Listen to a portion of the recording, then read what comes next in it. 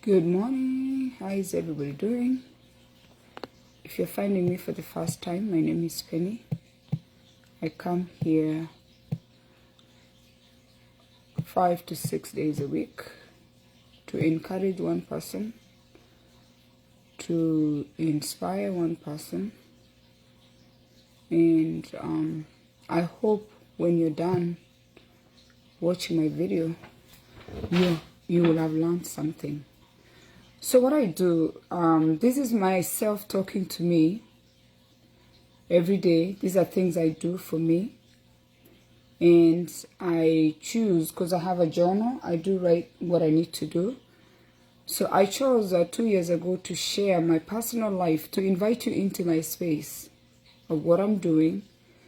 That so far I think is working because I have a family of 5 children. I'm married. And I am running a small business that has been able to sustain me. And I always tell you the definition for success for me is being able to provide for your family or provide for you. I need to clear my glass because I can't see. Let me clean this for a minute. Better. You have to get a clear vision. Paris, good morning. I appreciate your support. So for my regular people that are always here, I appreciate your support. I'm not here just to talk to myself. So I appreciate you being here. When you come in, please share this video. We want to reach as many people as we can. And I invite you to my personal journey. That's what it is. And given that Facebook gave us this space for free, so we can help inspire other people. And I chose to use my space to encourage one person to change somebody's life, because my life is changing. By the way, today I'm wearing my Facebook t-shirt. These t-shirts we were given by Facebook 2 years ago when they took us to a conference. They picked a few leaders, community leaders on Facebook, and they gave us a training that was life-changing for me. They taught us on how to use this free space. They taught us on how we are going to transform the world using this space, and that's what we are doing. So if you're finding me for the first time, please like my page. That is very important for me. And also for those of you who are looking forward to start your own business, go to my website, check my website. I'm selling things from Kenya. Like Simple Things is a simple website, and that's how I'm earning. That is like my other source of income. So if you need help creating the website, my husband can help you do that if you're in the United States. If you're in Kenya, I have someone who can help you. If you're in other parts of the world, I don't know, maybe I can look for someone who is, maybe they're in America or they're in Kenya, and they can help you maybe in Nigeria, as long as you have a way to make the payments to help you create a website so you're able to do your small business. And by the way, I focus on product. You could be focusing on food, food. You could be focusing on childcare. You just need to find something that you're good at, and you create a website, and then you push it out there. So today we are going to talk about frugal living. And before I talk about frugal living, I just want to touch a little bit on creating income, being self-employed. If you want to start a business, you need to find out what you want to do. Find out what you're thinking, because it's never too late. I'm 50 years old and I'm pushing my brand. You could be 20, you could be 15, you could be 10.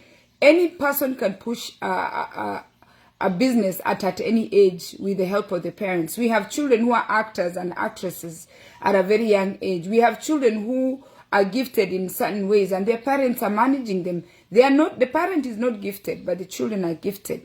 So you need to find the product. Go on Facebook instead of wasting your time on Facebook browsing. Go on Facebook and tell people that I have earring. Tell people that if you buy this earring, the advantages of wearing earrings. If it's the Shiki or African print, tell them if you wear the African print, you're going to feel great. If it's food, if you're going to buy organic eggs, it's healthy for you. If it's a Juice Plus, the supplements, tell them the importance of taking Juice Plus.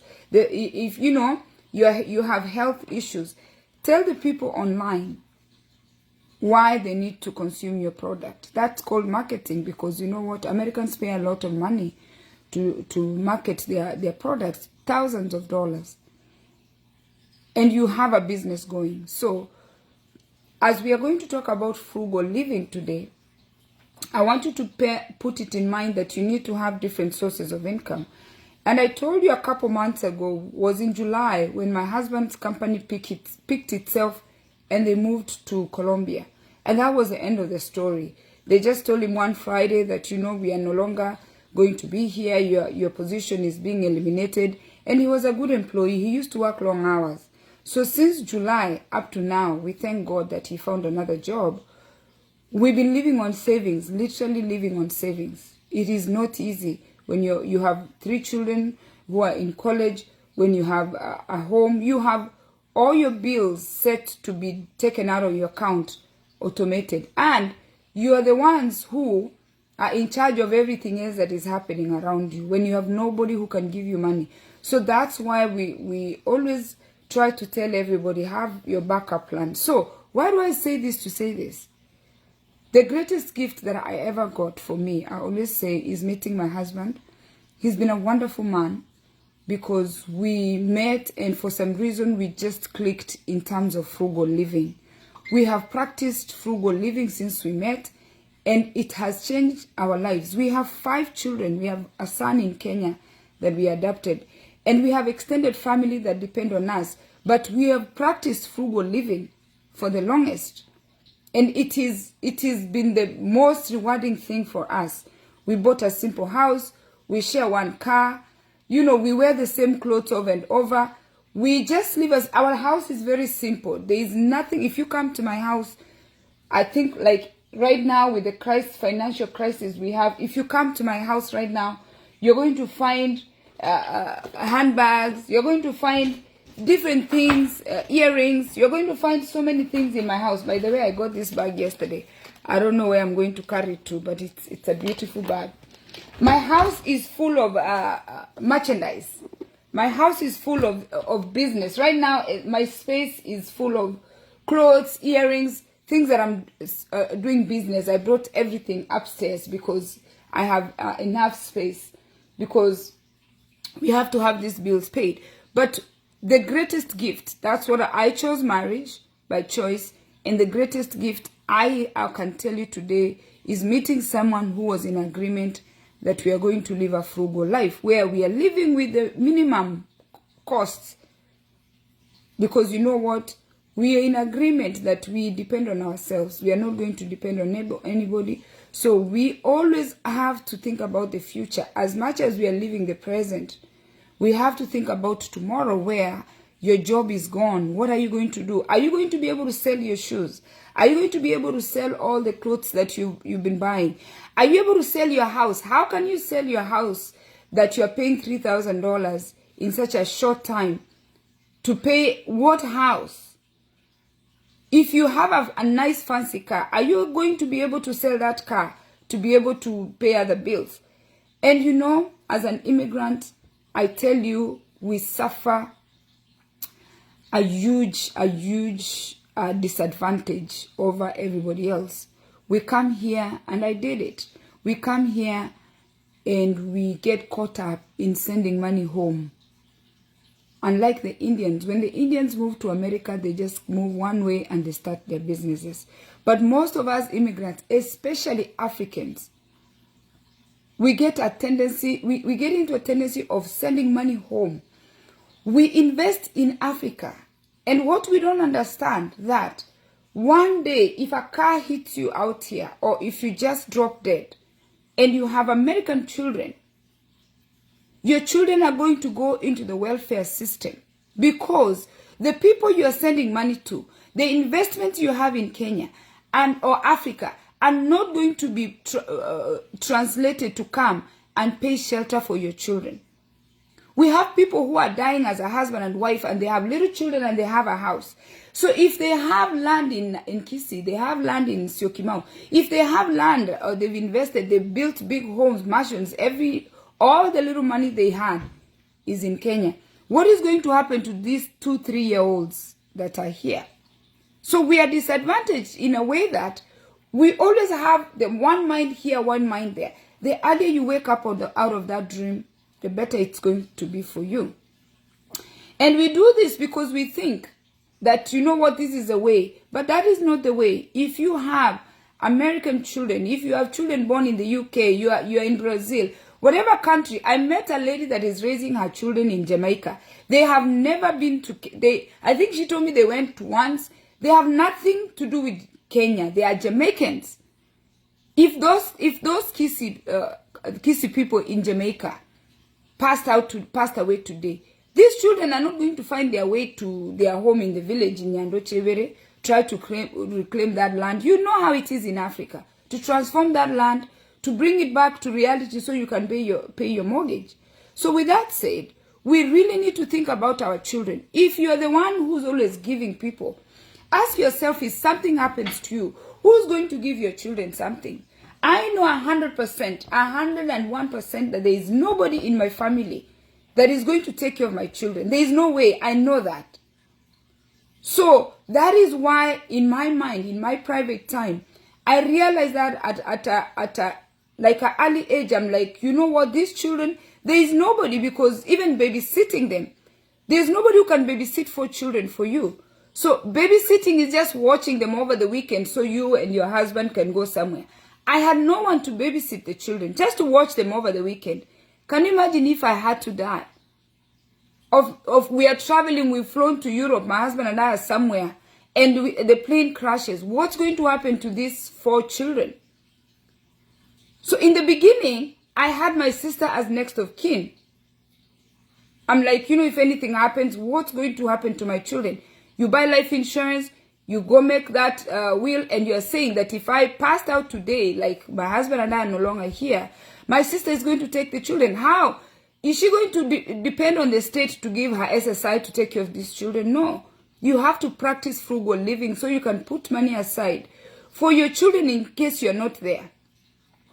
And I did that because my children were under 18. When my oldest child turned 18, I thanked God. I said, God, thank you that one of my children has turned 18 years old. Now, if I had to die suddenly, or my husband and I, my oldest son at the time, I'm glad now he's 24, was going to stay in the same house. This is a discussion we needed to have. You will stay here in the same house. The age difference between my oldest child and the second one is 3 years. So now, these 2 children, the 18-year-old and 15-year-old, I trusted 100% because I had put 17 years of raising them one-on-one, that they were going to stay in this house and raise these other 2 children. After my son turned 18, my children were not going to move out of this house. But the same sisters and my brothers were going to oversee my children. And I didn't want them to move out of this house. So what do? You get a life insurance that can cover the expenses so your children can continue living, and your siblings, if they are there, they can oversee them. I went personal, and I always tell you, I invite you to my personal space. These are real things that happen, and people don't know what to do. Now, my children at 24, at 21, at 18, they can raise the 11-year-old. This is the reality of life. Because now everything is set for them. I wouldn't have to worry about my siblings in Kenya. I wouldn't have to worry about his siblings in Kenya. My children now, I took them to Kenya so many times that they know their siblings. I mean, their cousins. All they need to do right now, as I speak right now, I speak in confidence that my children are going to get in the flight, except the baby who doesn't know much, and go visit their Aunt Margaret. Go visit their Aunt Mwende. Go visit their Aunt Mbula. My children are going to go to Kenya for 7 days to visit and come back. They are not planning to inherit land. They are not planning to stay there. They'll never go there. They don't want to be there. They want to be there. They tell me. I used to leave them there for 3 months. They tell me, Mom, we can only do 7 days maximum maybe in Kenya. We go to Mombasa. We go to your home to Kisii, greet your relatives. We go to Ukambani 2 days. The max is 2 days, 4 days. Then head out to Mombasa, take a flight, and come back to America. It's over. Our children are not going to go there because they are here. So with that said, this video was supposed to be 10 minutes. It always extends because I get so moved because I see children suffering because the parents are sending all their money to the other people, and they don't even have protection for their children. Let's go back to where we are here today. We are talking about frugal living, where you're living with the minimum. Now, people, there's something called stocks in America. For those ones who are immigrants, my audience is, most of you are like immigrants. If I own, for instance, I own the Facebook stock. If tomorrow my heart shuts down, my children can take that Facebook stock, sell it, and continue living. We need to start thinking about the next generation. How are you investing your money? Where is the money? When I make $100, let's say I sell this bag, I make $100. This bag is $30. I'm going to sell it for $30. Once I make this money from this bag, I need to take $5 out of the $30. Straight up. I should know that $5 is not in this bag. And take that money and invest it in a stock.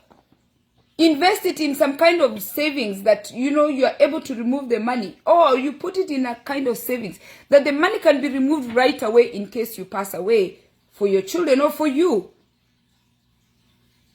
Remove that money. So, how are we going to practice frugal living? Start budgeting. I told you, get a book, a pen and a paper. You have to get a binder. If you can afford a fancy calendar like this, get an exercise book. Look at the money that's coming in. Stay on a budget. Always remember to stay on a budget. Because food is so important, and your wellness. Create a budget for your food. Prepare your food. Cook. Have a meal plan. Don't just eat here, buy here, buy here, buy here, buy here. No, sit down and have a budget for your food. Eat at home. Out of 7 days, try to eat at least 5 days at home. If you really are into eating out, like I'm into eating out, at least once a week I'll go, and because I'm 50 now, I have adult children. I can treat myself to $30, $40 crabs on a Friday, and it's okay because I'm at that age that I'm deserving. So do a meal plan. Go to your home. We call downsize, declutter. I've been doing it since September because it's cold here. Declutter. Go to your house. Anything that you don't need, sell it. There are things you don't need. You don't need too many things. Some of the things you can go to the thrift store and see what's at the thrift store. It's used things people have had enough. Sell them. If you cannot sell them, donate them. Create space. Sell things you don't need. Now, if you need something, like I need books, okay? I told you I was reading this book. I just have a chapter to go because I've been doing so much. I bought this book at the thrift store for $2. I go to the thrift store just to go. And sometimes I get things that I really like as I declutter. This book costed me $2. And the knowledge that I got in this book is more than $2. So, buy used stuff. The original price for this book, when this lady wrote the book, is $23.95. And I paid $2 for the same book. Somebody read it, they had enough of it, and they tossed it. If your money is not okay, buy used items. If you have a credit card, I have 4 by choice. I have 4 credit cards, and I have a good reason I have 4, and I shouldn't. Probably need to downsize them, but let's say I have 4. Make sure at every end of the month you've paid your credit cards, because you know what? If you don't pay off those credit cards, you're going to pay interest, meaning you're making money for someone while someone is sleeping. Pay off your credit card. Once you use borrowed money, pay it off. Buy a house you can afford. Buy a car you can afford. Buy clothes you can afford. Buy shoes you can afford. Buy things you can afford. Stay within budget. If you're going to make a big purchase between you and your spouse, or you're single, do your homework before you buy a house. Decide where you want to buy a house. Shop around. Don't just go and buy. Shop around. Now, Facebook, Instagram, TikTok, HBO, Netflix, all these things we consume. T-Mobile, the phone company, Samsung, Apple, all the electronics that you're consuming. I'm consuming Samsung and I'm consuming T-Mobile. Check your phone company. Check the cable companies. Everything you're consuming, you're making money for somebody. The way I'm selling these bags. Once you buy this bag from me, by the way, this bag is very nice. It has a little pouch inside. Once you buy this bag for me, you're making money for me. Once you go to my website and you buy this bag, you're making money for Penina. You're not making money for anybody. Once this bag is in your house, it's over. Once the Samsung equipment is in my house, it's over. Once the T-Mobile sends me, my phone bill is $400 a month. I have 4 phones. Or 5.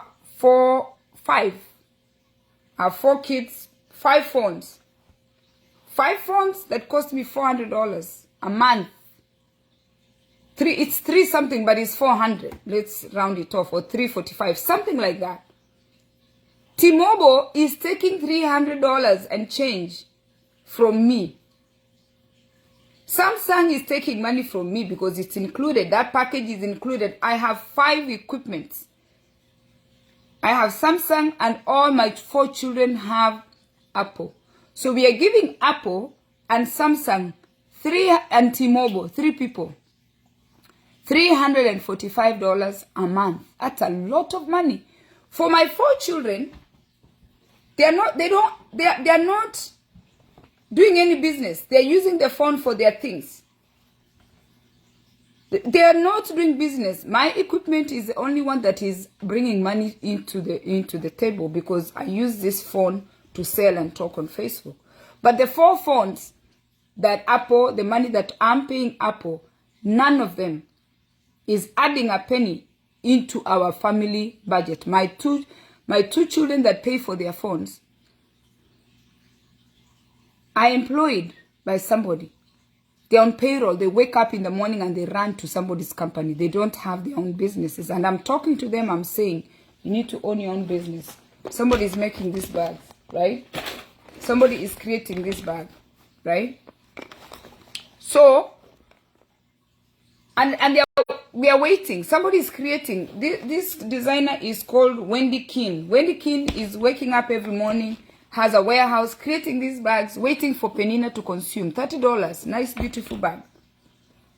Apple is unveiling better phones for our children to get online and post their photos. And we are paying them. So look at your expenses, your cable, your phone, downsize so you can bring yourself to where you need to be. Get a second, third, fourth income. Find ways to earn. Bring the chicken. Bring the gardening. We are starting gardening. Sell the handbags. Sell your services, coaching. Good morning, Betty. Find 4 or 5 ways to bring money. And then go into the no spending challenge. That one, I think I wanted us to do it together because I'm doing it privately, but I want us to do it together. Where I've told myself, well, I started it when my husband lost his job. So, where is the money? We went straight away. We adjusted. It's a huge challenge. You switch now. His payroll check, whatever, all the bills that are scheduled. If he was making X amount of money that was coming into the checking account, that switch has to happen. You go into your savings, you attach that deduction because all the bills are automated. We scheduled all the bills automated. They just come. So you're not going to call the companies and tell them, oh, I lost the job, hold on. No. You switch that account and that money is coming out of your savings account. You're supposed to have 6 months.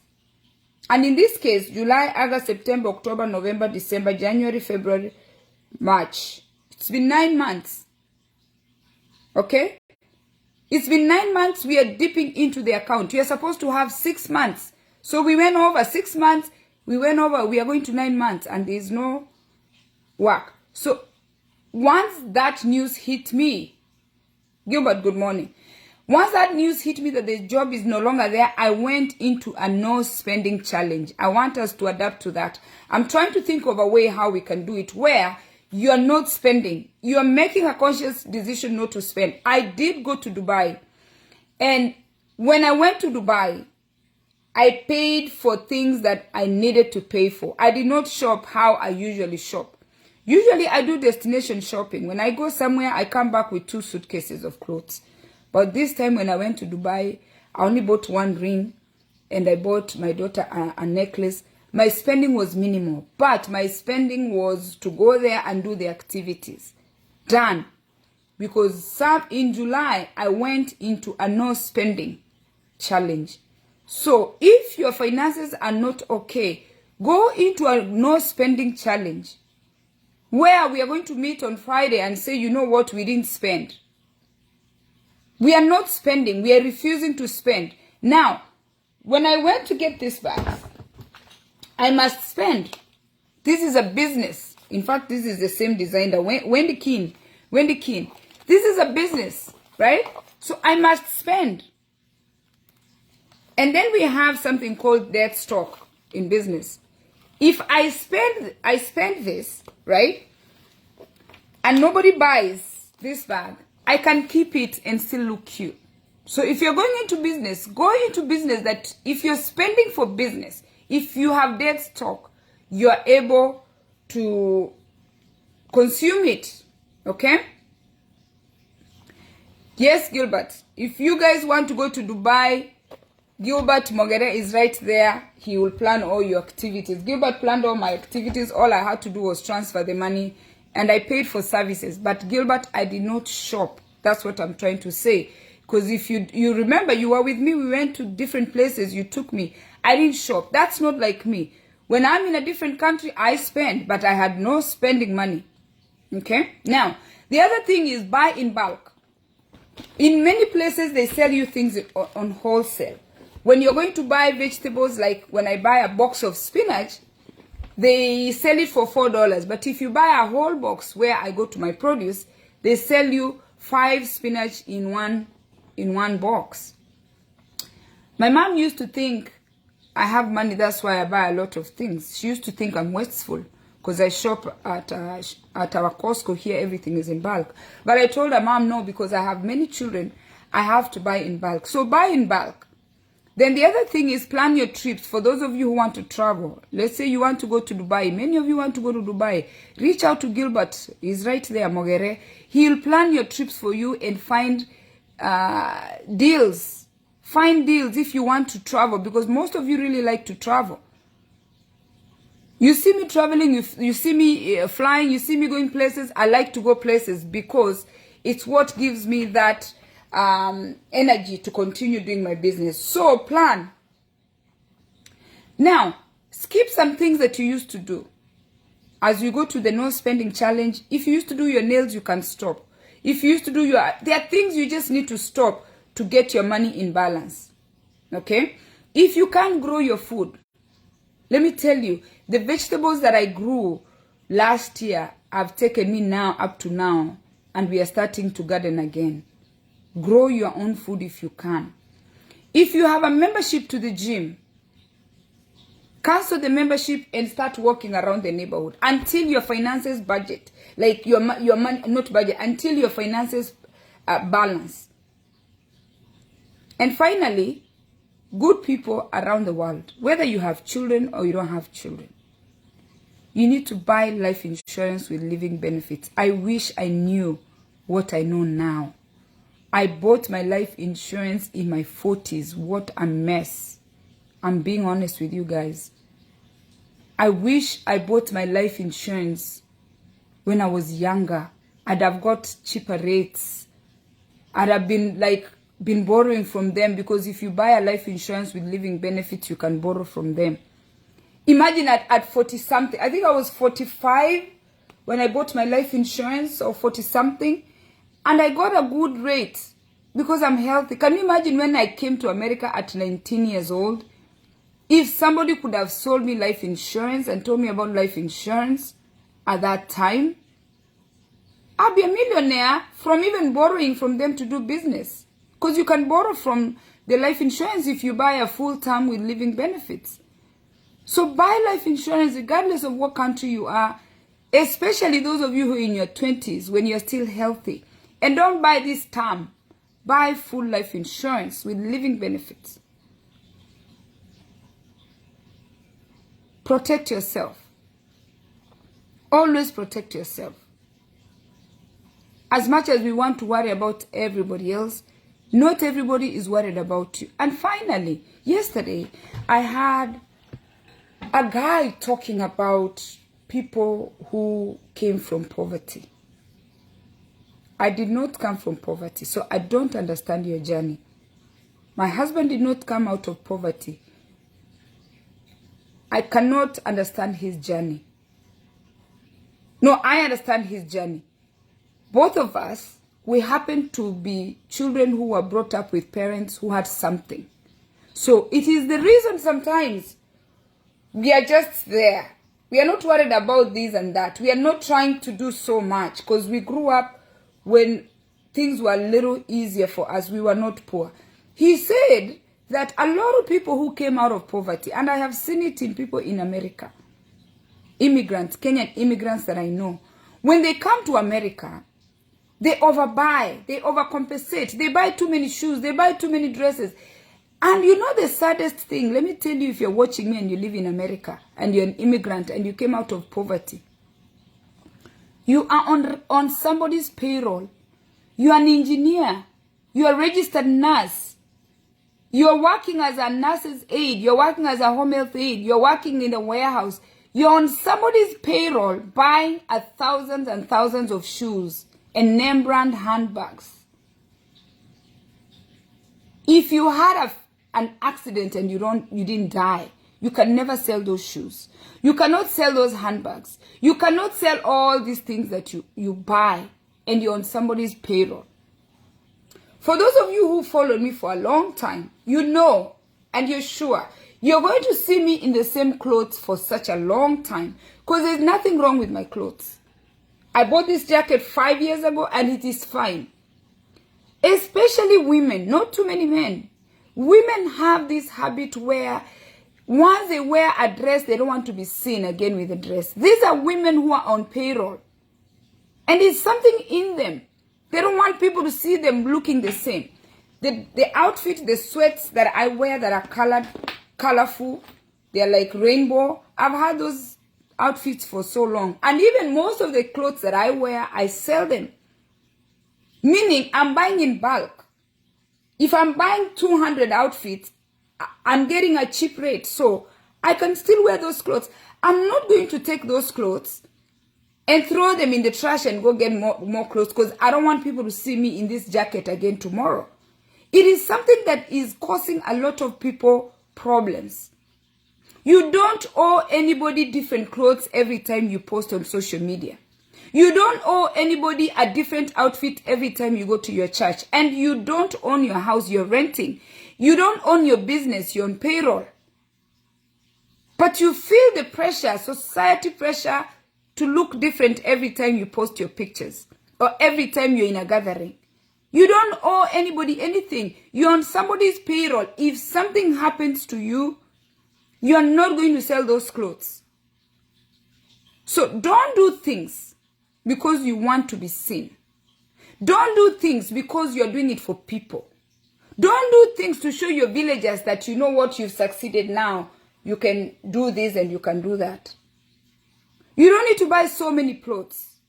You don't need to buy so many houses. You don't need to buy too many things when you have children or when you have nothing for yourself. You don't owe anybody anything. Be in the 5%. Wear the clothes that you bought. They are good quality clothes. Wear them.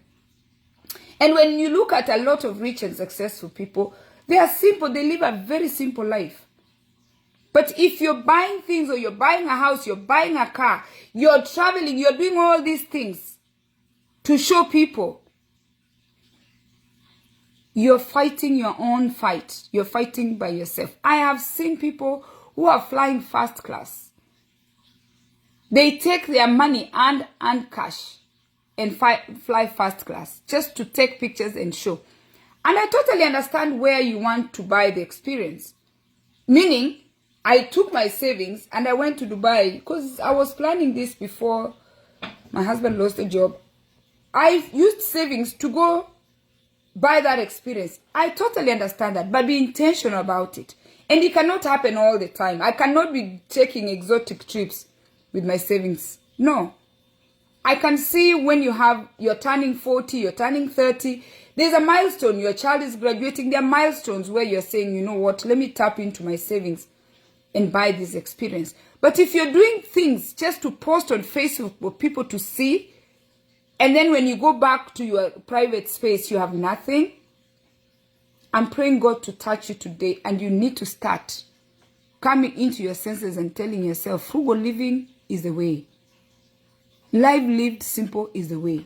This t-shirt has done nothing. Facebook gave me this t-shirt in 2019. The t-shirt is still good. I still wear it to work and I still wear it everywhere I'm going. I don't see anything wrong with this t-shirt. I don't see anything wrong with this jacket. I don't see anything wrong with these earrings. I don't see anything wrong with wearing the same hairstyle. We feel so much pressured to show people that we are doing well. Nobody cares. Because when those problems strike, they are going to strike you. They are not going to strike anybody else.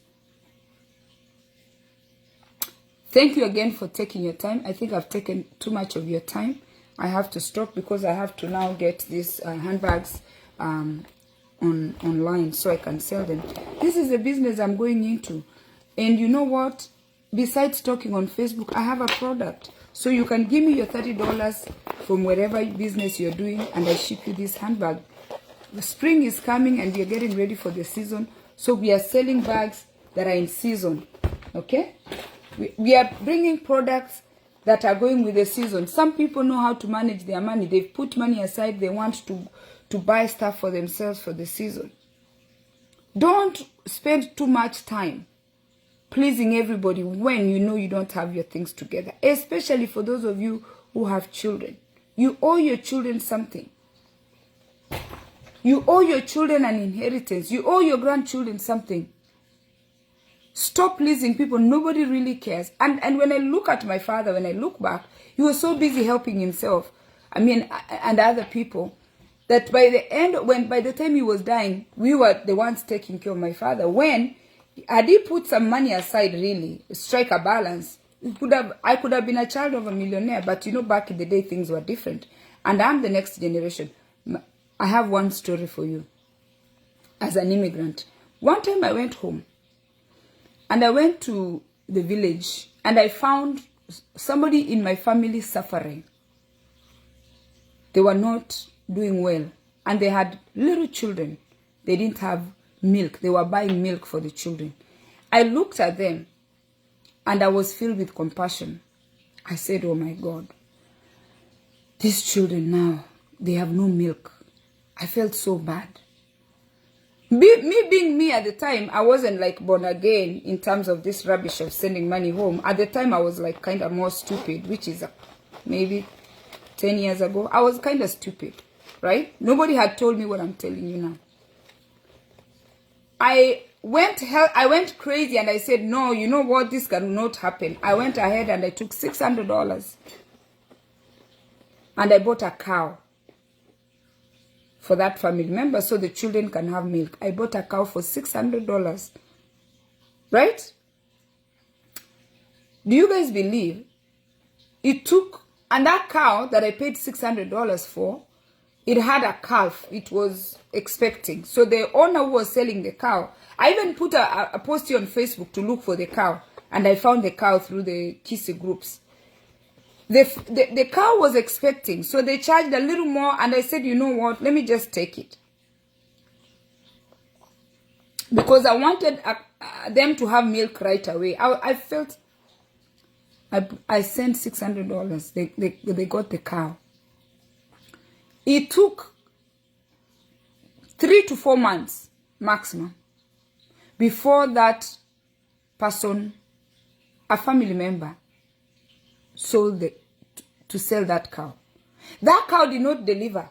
It was sold with the calf. And it was sold for, I'm told, $300. Half of what I paid. It was gone. Gone. I cry about that cow up to today. I wish I took the cow, put it in my mother's house, and I could milk the milk and send the children the milk. That is the people we deal with. I practice frugal living. I'm wearing the same clothes. I'm living a simple life. I take $600. I buy a cow. I give it to someone. Before the cow could deliver, the cow is sold for half the price that I paid. That's what it means. For those of you who are in America, who keep sending money at home, let me tell you, they always tell you, teach the person how to fish. Don't give them the fish. Have a beautiful day. Please share this video. Check my page. And God bless you.